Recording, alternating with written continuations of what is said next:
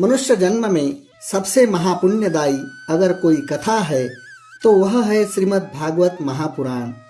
भगवत भक्तों, साप्ताहिक भागवत कथा तो प्राय हम सभी सुनते हैं, परंतु उस साप्ताहिक कथा में मुश्किल से 10% भी कथा हमें सुनने को नहीं मिलती। इसीलिए मेरा आग्रह है कि यहाँ आपको यह पुराण जैसा महर्षि व्यास जी ने लिखा है वैसा ही संपूर्ण सुनने को मिलेगा। हमारा यह कार्य अगर आपको अच्छा लगे तो सनातन आस्था चैनल को लाइक करें, सब्सक्राइब करें और कथा शेयर करें। अपने माता पिता को अवश्य सुनाइए। अब सुनते हैं कथा। अथ पंचमोध्याय। भगवान के यश कीर्तन की महिमा और देवर्षि नारद का पूर्व चरित्र। सूत जी कहते हैं, तदनंतर सुखपूर्वक बैठे हुए वीणापाणी परम यशस्वी देवर्षि नारद ने मुस्कुराकर अपने पास ही बैठे ब्रह्मर्षि व्यास जी से कहा, महाभाग व्यास जी, आपके शरीर एवं मन दोनों ही अपने कर्म एवं चिंतन से संतुष्ट है ना? अवश्य ही आपकी जिज्ञासा तो भली भांति पूर्ण हो गई है, क्योंकि आपने यह महाभारत की रचना की है। वह बड़ी ही अद्भुत है। वह धर्म आदि सभी पुरुषार्थों से परिपूर्ण है। सनातन ब्रह्म तत्व को भी आपने खूब विचारा है और जान भी लिया है। फिर भी प्रभु, आप अकृतार्थ पुरुष के समान अपने विषय में शोक क्यों कर रहे हैं? व्यास जी ने कहा, आपने मेरे विषय में जो कुछ कहा है वह सब ठीक ही है। वैसा होने पर भी मेरा हृदय संतुष्ट नहीं है। पता नहीं इसका क्या कारण है। आपका ज्ञान तो अगाध है। आप साक्षात ब्रह्मा जी के मानस पुत्र हैं, इसीलिए मैं आपसे ही इसका कारण पूछता हूँ। नारद जी, आप समस्त गोपनीय रहस्यों को जानते हैं, क्योंकि आपने उन पुराण पुरुष की उपासना की जो प्रकृति पुरुष दोनों के स्वामी हैं और असंग रहते हुए ही अपने संकल्प मात्र से गुणों के द्वारा संसार की सृष्टि, स्थिति और प्रलय करते रहते हैं। आप सूर्य की भांति तीनों लोकों में भ्रमण करते रहते हैं और योग बल से प्राणवायु के समान सबके भीतर रहकर अंतःकरणों के साक्षी भी है। योगानुष्ठान और नियमों के द्वारा परब्रह्म और शब्द ब्रह्म दोनों की पूर्ण प्राप्ति लेने पर भी मुझे जो बड़ी कमी है उसे आप कृपा करके बतलाइए। नारद जी ने कहा, व्यास जी, आपने भगवान के निर्मल यश का गान प्राय नहीं किया। मेरी ऐसी मान्यता है कि जिससे भगवान संतुष्ट नहीं होते वह शास्त्र या ज्ञान अधूरा है। आपने धर्म आदि पुरुषार्थों का जैसा निरूपण किया है, भगवान श्री कृष्ण की महिमा वैसा निरूपण नहीं किया। जिस वाणी से चाहे वह रस, भाव, अलंकार आदि से युक्त हो क्यों न हो, जगत को पवित्र करने वाले भगवान श्री कृष्ण के यश का कभी गान नहीं होता। वह तो कौओं के लिए उच्छिष्ट फेंकने के स्थान के समान अपवित्र मानी जाती हैं। मानस सरोवर के कमनीय कमल वन में विहरने वाले हंसों की भांति ब्रह्म धाम में विहार करने वाले भगवत चरणार विंदाश्रित परमहंस भक्त कभी उसमें रमण नहीं करते। इससे विपरीत जिसमें सुंदर रचना भी नहीं है और जो दूषित शब्दों से युक्त भी है, परंतु जिसका प्रत्येक श्लोक भगवान के सुयश सूचक नामों से युक्त है, वह वाणी लोगों के सारे पापों का नाश कर देती है।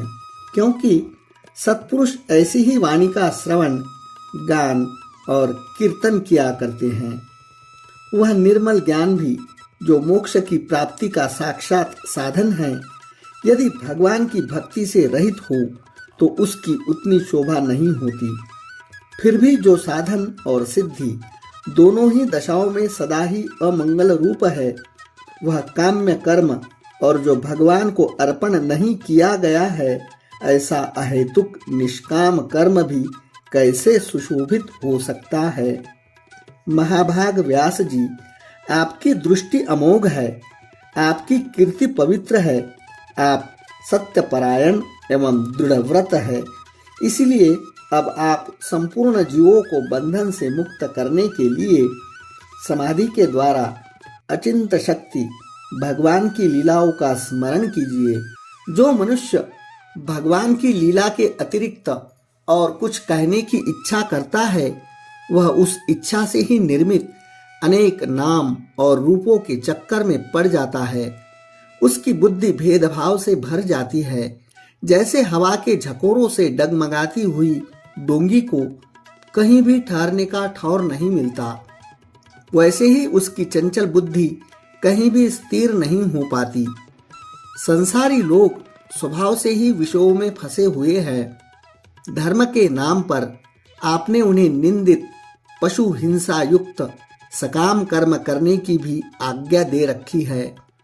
यह बहुत ही उल्टी बात हुई, क्योंकि मूर्ख लोग आपके वचनों से पूर्वोक्त निंदित कर्म को ही धर्म मानकर यही मुख्य धर्म है ऐसा निश्चय करके उसका निषेध करने वाले वचनों को ठीक नहीं मानते। भगवान अनंत है। कोई विचारवान ज्ञानी पुरुष ही संसार की ओर से निवृत्त होकर उनके स्वरूपभूत परमानंद का अनुभव करता है। अतः जो लोग पारमार्थिक बुद्धि से रहित है और गूणे के द्वारा नचाए जा रहे हैं, उनके कल्याण के लिए ही आप भगवान की लीलाओं का सर्वसाधारण के हित की दृष्टि से वर्णन कीजिए। जो मनुष्य अपने धर्म का परित्याग करके भगवान के चरण कमलों का भजन सेवन करता है, भजन परिपक्व हो जाने पर तो बात ही क्या है। यदि इससे पूर्व ही उसका भजन छूट जाए तो क्या कहीं भी उसका कोई अमंगल हो सकता है। परंतु जो भगवान का भजन नहीं करते और केवल स्वधर्म का पालन करते हैं, उन्हें कौन सा लाभ मिलता है। बुद्धिमान मनुष्य को चाहिए कि वह उसी वस्तु की प्राप्ति के लिए प्रयत्न करे जो तिनके से लेकर ब्रह्मा पर्यंत समस्त ऊंची नीची योनियों में कर्मों के फलस्वरूप आने जाने पर स्वयं प्राप्त नहीं होती। संसार के विषय सुख तो जैसे बिना चेष्टा के दुख मिलते हैं, वैसे ही कर्म के फल रूप में अचिंत्य गति समय के फेर से सबको सर्वत्र स्वभाव से ही मिल जाते हैं। व्यास जी, जो भगवान श्री कृष्ण के चरणारविंद का सेवक है, वह भजन न करने वाले कर्मी मनुष्यों के समान दैवात कभी बुरा भाव हो जाने पर भी जन्म मृत्युमय संसार में नहीं आता। वह भगवान के चरण कमलों के आलिंगन का स्मरण करके फिर उसे छोड़ना नहीं चाहता। उसे रस का चस्का जो लग चुका है, जिससे जगत की उत्पत्ति स्थिति और प्रलय होते हैं, वे भगवान ही इस विश्व के रूप में भी है। ऐसा होने पर भी वे इससे विलक्षण हैं। इस बात को आप स्वयं जानते हैं, तथापि मैंने आपको संकेत मात्र कर दिया है। व्यास जी, आपकी दृष्टि अमोघ है। आप इस बात को जानिए कि आप पुरुषोत्तम भगवान के कलावतार हैं। आपने अजन्मा होकर भी जगत के कल्याण के लिए जन्म ग्रहण किया है। इसीलिए आप विशेष रूप से भगवान की लीलाओं का कीर्तन कीजिए। विद्वानों ने इस बात का निरूपण किया है कि मनुष्य की तपस्या, वेदाध्ययन, यज्ञानुष्ठान, स्वाध्याय, ज्ञान और दान का एकमात्र प्रयोजन यही है कि पुण्य कृति श्री कृष्ण के गुणों और लीलाओं का वर्णन किया जाए। मुने, पिछले कल्प में अपने पूर्व जीवन में मैं वेदवादी ब्राह्मणों की एक दासी का लड़का था। वे योगी वर्षा ऋतु में एक स्थान पर चातुर्मास्य कर रहे थे। बचपन में ही मैंने उनकी सेवा में नियुक्त कर दिया गया था। मैं यद्यपि बालक था, फिर भी किसी प्रकार की चंचलता नहीं करता था। जितेंद्रिय था, खेल कूद से दूर रहता था और आज्ञानुसार उनकी सेवा करता था। मैं बोलता बहुत कम था। मेरे उस शील स्वभाव को देखकर समदर्शी मुनियों ने मुझ सेवक पर अत्यंत अनुग्रह किया। उनकी अनुमति प्राप्त करके बर्तनों में लगा हुआ प्रसाद मैं एक बार खा लिया करता था। इससे मेरे सारे पाप धुल गए। इस प्रकार उनकी सेवा करते करते मेरा हृदय शुद्ध हो गया और वे लोग जैसा भजन पूजन करते थे उसी में मेरी भी रुचि हो गई। प्यारे व्यास जी, उस सत्संग में उन लीला गान परायण महात्माओं के अनुग्रह से मैं प्रतिदिन श्री कृष्ण की मनोहर कथाएं सुना करता। श्रद्धा पूर्वक एक एक पद श्रवण करते करते प्रिय कीर्ति भगवान में मेरी रुचि हो गई। महामुने, जब भगवान में मेरी रुचि हो गई तब उन मनोहर कीर्ति प्रभु में मेरी बुद्धि भी निश्चल हो गई। उस बुद्धि से मैं इस संपूर्ण सत और असत रूप जगत को अपने परब्रह्म स्वरूप आत्मा में माया से कल्पित देखने लगा।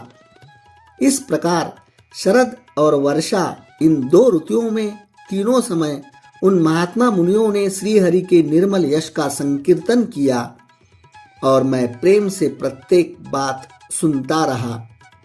अब चित्त के रजोगुण और तमोगुण को नाश करने वाली भक्ति का मेरे हृदय में प्रादुर्भाव हो गया। मैं उनका बड़ा ही अनुरागी था, विनयी था।